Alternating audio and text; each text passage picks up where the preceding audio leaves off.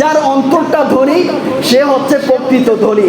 আপনার কোটি টাকা আছে, ঘরের মধ্যে অনেক খাদ্য আছে, অনেক আছে যেগুলো ভিক্ষুককে দেওয়া যাবে, আমরা দিচ্ছি না, নষ্ট হয়ে যাচ্ছে, পুকুরে ফেলে দিচ্ছে, বাহিরে ফেলে দিচ্ছে, মাটিতে চাপা দিয়ে দিচ্ছে, মানুষকে দিচ্ছি না, অপচয় করি।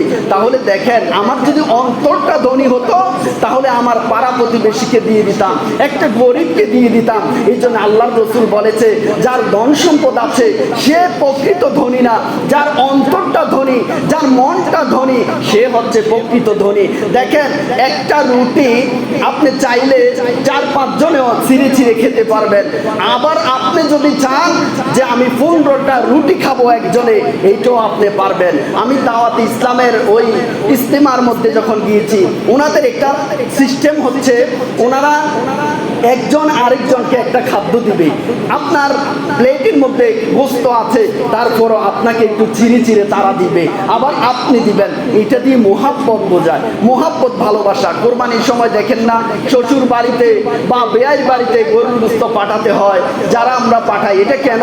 আমার বেয়াইও গরু কোরবানি দিয়েছে, আমিও দিয়েছি, উনি আমাকে গোস্ত দিচ্ছে, আবার আমি ওনাকে দিচ্ছি, তাহলে সবার বাড়িতে গোস্ত আছে। এইটা না, ইসলাম বলছে যে এটা মোহাব্বত পয়দা হবে, ভালোবাসা পয়দা হবে। তো আসেন, যেই কথাটা বলতে চেয়েছিলাম এটা সংক্ষেপে বলে শেষ করে দিচ্ছি। মুসা আলাইহিস সালামের জামানায় একজন উম্মত নবীর কাছে এসেছে যে, মুসা আলাইহিস সালাম, আপনি আমাকে পশু পাখির বাসাগুলো আপনি আমাকে শিক্ষা দিয়ে দেন। তখন মুসা আলাইহিস সালাম না করলেন যে তোমার ক্ষতি হবে। সংক্ষেপে বলে শেষ করে দিচ্ছি। তখন মুসা আলাইহিস সালামের উম্মতটা বলল, না, আমি পশু পাখির বাসা শিখবো, আপনি শিখিয়ে দেন। আমি তো আপনার কাছে বেশি কিছু চাই নাই, একটা ছোট জিনিস জীবনে একবার চাইলাম। তখন মুসা নবী আল্লাহকে বলল, আল্লাহ বললেন, যাও, যেহেতু কথা শুনে না, তুমি পশু পাখির বাসাটা তাকে শিখিয়ে দাও। তো মুসা আলাইহিস সালাম ভাষা শিক্ষা দেওয়ার পরে তার বাড়িতে কুকুর ছিল, মোরগ ছিল, গরু ছিল, পশু পাখি লালন পালন করত। এখন পশু পাখিগুলা কথা বললে সে বুঝতে পারে। তখন মুসা আলাইহিস সালাম তো ভাষা শিক্ষা দিয়েছে। দেখেন, সম্পদ নষ্ট হলে আমরা দুঃখিত হব না, আমরা বলবো, যখন মনে করবেন আমার একটা গরু মারা গেছে, বলবেন আলহামদুলিল্লাহ। আল্লাহ আপনার গরুর একটা বাছুর দিয়েছে, বলবেন আলহামদুলিল্লাহ। সম্পদ নষ্ট হয়েছে, আলহামদুলিল্লাহ। সম্পদ বেশি হয়েছে, আলহামদুলিল্লাহ। এইটি আমার নবীদের শিক্ষা, সমস্ত নবীদের এইটাই শিক্ষা। দেখেন, আইয়ুব আলাইহিস সালামের কথা আমি একবার বলেছিলাম, ওনার সব ইবলিস শয়তান, গরুর খামার যা আছে সব পুড়ে দিয়েছে, উনি বলে আলহামদুলিল্লাহ। আল্লাহ আবার ওইগুলা ফিরিয়ে দিয়েছে ওনাকে।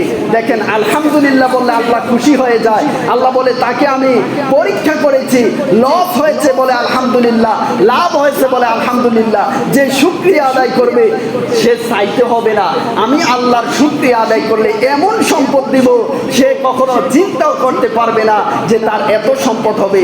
তখন মুসা আলাইহিস সালামের উম্মতের মোরগ এবং কুকুর, যখন ওই উম্মত রুটি খেয়ে জমিনের মধ্যে ফেললেন, রুটি খাবে কুকুর, কিন্তু মোরগ এসে দৌড় দিয়ে খেয়ে ফেললেন। এখন মোরগ বলে যে, তুমি চিন্তা করিও না, আমার মুনিবের যে বড় গরু আছে ওইটা আগামী দিন মৃত্যুবরণ করবে, মারা যাবে। তখন ওই মুনিব শোনার পরে সঙ্গে সঙ্গে একজন ব্যক্তির কাছে গরুটা বিক্রি করে দিল। ওই গরুটা ওই ব্যক্তির কাছে গিয়ে যখন মারা গেল, তখন ওই ব্যক্তি লালন পালনের জন্য গরুটা কিনলো, গরু মারা গেল, ওই ব্যক্তির ক্ষতি হলো। আর যে জানে যে এটা মৃত্যুবরণ করবে, মারা যাবে, তার লাভ হলো, সে আনন্দ যে আমার গরুটা মারা যেত, আজকে ভাষা না জানলে তো আমার লস হয়ে যেত। আবার আগামী দিন মুরগি বলল যে, তুমি কুকুরকে বলল খাদ্য নিয়ে যখন ঝগড়া তাদের মধ্যে, কুকুরকে বলল আগামী দিন মুনিবের যে আরেকটা গরু আছে ওইটাও মারা যাবে, পেট করে তুমি খেতে পারবে। মুনিব এইটাও শোনার পরে আবার বিক্রি করে দিল। যার কাছে বিক্রি করলো তার সম্পদ নষ্ট হলো, আর ওই মুনিবের লাভ হলো, কারণ ওই গরুটা মারা যাবে তিনি জেনে তিনি এটা বিক্রি করেছে। হঠাৎ করে একদিন বলল, ওই মোরগ আর কুকুরের মধ্যে কথা কথা হচ্ছে যে আমরা তো খিদায় কষ্ট পাচ্ছি, তুমি বললা মুনিবের গরু মারা যাবে, কুকুর বলতেছে কোথায়, আজকে তো মুনিবের গরু মারা যায় নাই। মোরগ বলতেছে মুনিবের গরু মারা গেছে ঠিক আছে, কিন্তু উনি এটা বিক্রি করে দিয়েছে অন্যের কাছে।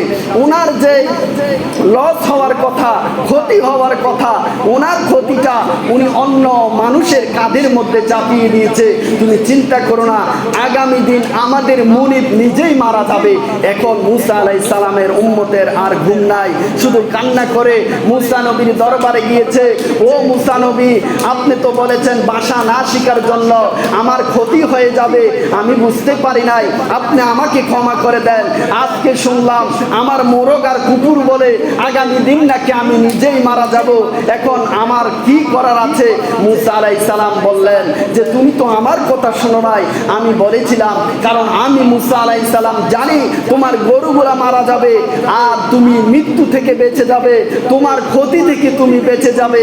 যেমন আমাদের অনেক সময় সম্পদ নষ্ট হয়, আমাদের গরু মারা যায়, ছাগল মারা যায়, হাঁস মুরগি মারা যায়, আমরা অনেকে অনেক কথা বলি, অনেকে কান্না করি, যা আমার আদরের যে আমার প্রিয় যে বস্তুটা ছিল ওইটা মারা গিয়েছে, আমার লস হয়ে গিয়েছে, আমরা এইগুলা বলে অনেক কথা অনেকেই বলি, কিন্তু আমরা জানি না যে আমরা মুসলমান। আমরা যদি আলহামদুলিল্লাহ বলতাম, আমরা দেখতাম যে আল্লাহ আমাকে আরো সম্পদ বাড়িয়ে দিয়েছে একটা দুইটা নেওয়ার পরে।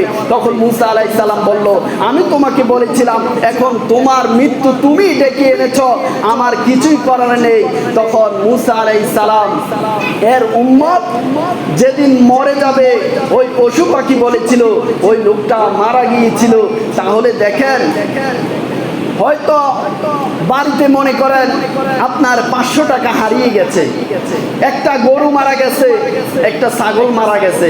এখন মনে করেন আগামী দিন আপনি কুমিল্লা বা ঢাকা যাবেন বা চট্টগ্রামের উদ্দেশ্যে আপনি রওনা করবেন, আল্লাহ আপনার উপরে দয়া করেছে।